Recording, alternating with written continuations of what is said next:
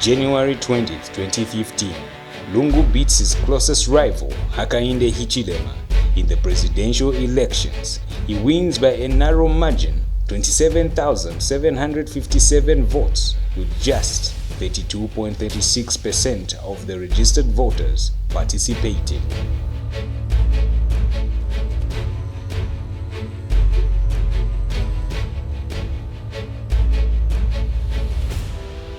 But that wasn't Lungu's biggest battle, for the real battle was being president of his own party. In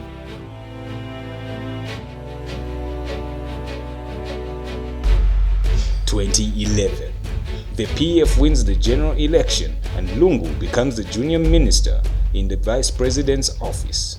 Thereafter, he is promoted to Minister of Home Affairs. The very next year, he becomes Minister of Defense after Geoffrey Waria Mwamba resigns. Lungu also functioned as acting president during President Michael Sata's long-term illness in 2013 to 2014. In addition, he held a string of central positions in the party, including chair of the PF Central Committee on Discipline. And on the 28th of August 2014, he is appointed as Minister of Justice, replacing Winter Kavimba. As Sata goes for treatment on 19th October 2014, he leaves Lungu in charge of the country in his absence. On October 28th, 2014, President Michael Chilufya Sata dies, becoming the second president to die in power. The death of Sata puts the PF in a state of confusion, splitting the party in two camps, creating the Scott camp and the Lungu camp. Vice President Dr. Guy Scott takes over as acting president, yet Lungu was still viewed as the main contender to succeed Sata in a presidential by-election. A war between Edgar Lungu's camp and the acting president, Dr. Guy Scott, begins. I am asking the acting president of this republic, Dr. Guy Scott, to relieve one Edgar Lungu of his portfolios as Minister of Justice and Minister of Defense. I'll tell you why. If anything, and God forbid, were to happen to the sitting acting president, the next person in line is Edgar Lungu, the Minister of Defense. And as it is right now, he does not possess the mental disposition to be the one in charge of peace and security. Because you just need to refer back to the happenings at their conference. A total of over 1,000 officers were mobilized to keep guard at their convention. On the 3rd of November 2014, Acting President Dr. Guy Scott dismisses Lungu as Secretary General of the PF, replacing him with Davis Mwila, Chipili Member of Parliament. But Scott reinstates Lungu the very next day. In 2015, Lungu's camp was denied access to State House as they tried to attend a meeting led by acting president. We have been very loyal to this party, including Guy Scott. We have been very loyal. He's not providing leadership. That's not leadership we are looking for. It is not leadership.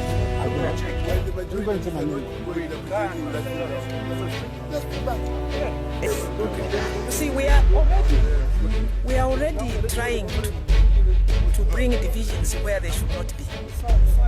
I mean, for the sake of this party, for the sake of Michael Sata, we need to be serious about these things. The people who love Sata should not create tensions of this nature. This is the camp that fought so hard to make sure that Zambians elected the most humble leader as claimed by the PF members.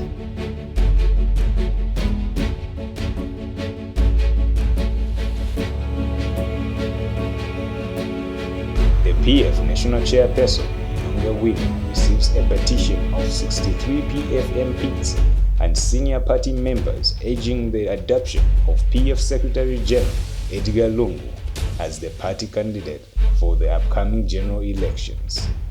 But to Scott, the actions by the Central Committee members were against the PF Constitution. In the heat of the day, Dr. Christine Kaseva, Anthony Kasolo, Daniel Mukombwe, and Acting President Guy Scott pleaded with Edgar Chagwa Lungu, who was allegedly held hostage at a meeting in Kahima Barracks, Chagwa. The venue for the meeting was carefully selected so as to instill fear in ECL. This was to have him withdraw his PF presidential candidature and pave way for Dr. Christine Kaseva. Lungu refused. Instructions had been issued by the barracks commander and IG who were present in that meeting to say if ECL refuses to surrender, he must be arrested and cited for supporting anarchy at Lungu Rock, where thousands of PF and ECL supporters were anxiously waiting. But ECL refused to back down to the demands of Guy Scott and his merciless team. Scott threatens Lungu, saying over his dead body was he going to drive to Mulungushi Rock of Authority to open the convention if Lungu doesn't back down. At this point, Lungu excuses himself to answer a phone call outside in the corridor, but sneaks out from the barracks with the view to dash to Mulungushi Rock of Authority to address his supporters who were slowly becoming agitated at the non-appearance of Guy Scott, who called for that convention. At about 2.5 kilometers from the venue of the hostage meeting to Kohima Barracks, at the main gate on Kawendola Road, Lungu and his men jumped on vehicles to Mulungushi Rock of Authority. But just before getting to the gate, the helicopter that has flown ACL and the team from Lusaka takes off, flying over their heads with Guy Scott and his team inside. But one person was left behind. After ECL snuck out of that meeting, a heated argument between Guy Scott and Mama Inonge Winnie ignited as she asked Scott why he so wanted to kill the party of his friend Michael C. Sata with his undemocratic and reasonable tendencies and his hate for Edgar Lungu, who happened to be the majority PF member choice for party president. Mama Winnie was left for backing ECL in that meeting. ECL arrives at Mulungushi Rock of Authority to a thunderous welcome of excited PF delegates. They cheer him on as he sits on the stage. The agony was that there was no one present amongst the PF senior members who had power to call the delegates to order and officially declare the convention over. According to the PF party constitution, the PF convention can only be called to order by a PF president or acting PF president or party national chairperson. In this case, Dr. Guy Scott had refused to go officially open this convention on demand that Edgar Lungu withdraws the party presidential race. The convention could not be opened till Inonge Winnie was in our presence.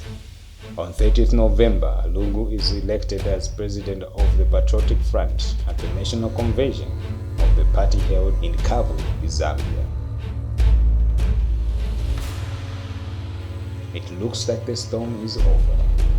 The waters are calm. It's smooth sailing from here on. Well, so thought the Lungu camp. But Guy Scott started to mobilize. He refused to go down without a fight, claiming he had sacrificed a lot for the party for anyone but him to leave.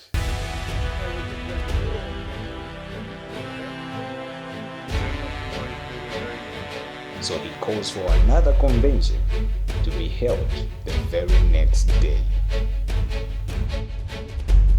The news of the new convention reaches KBF.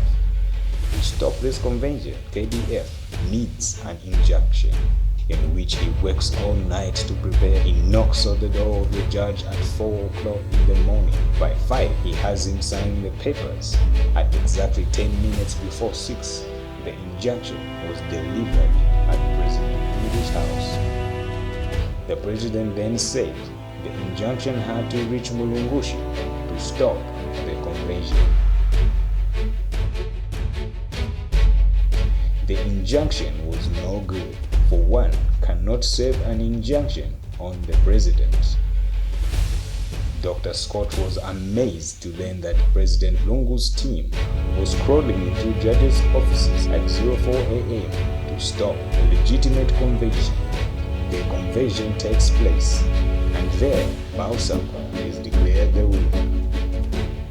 But this holds no water, for ECL will still view as the elected president. Imparted acting president Dr. Guy Scott continues to claim his colleagues have no power to remove him. He repeats earlier threats that any cabinet member seeking to meet without his authority or consent would constitute an act of treason.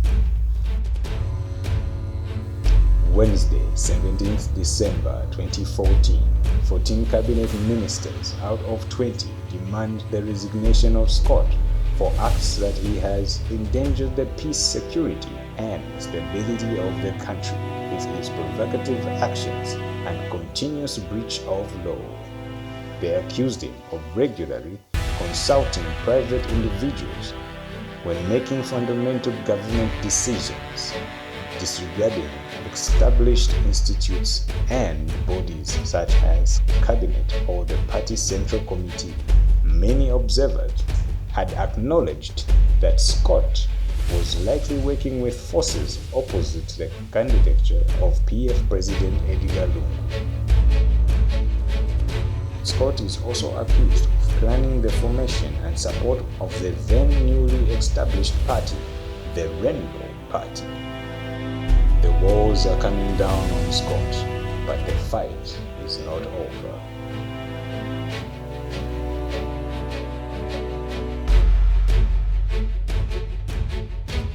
The Attorney General and Secretary of Cabinet transfers power from Acting President Edgar Lungu to Vice President Guy Scott. Lungu submits that the Attorney General instilled fear in him and the cabinet ministers were forcing him to surrender the instruments of power to Guy Scott, in which they said if he didn't, he would be arrested for treason. But Lungu never did. Lungu contested the presidential by-election and beat his closest rival, Hakainde Hichilema, of the United Party for National Development, and becomes the 6th president of Zambia.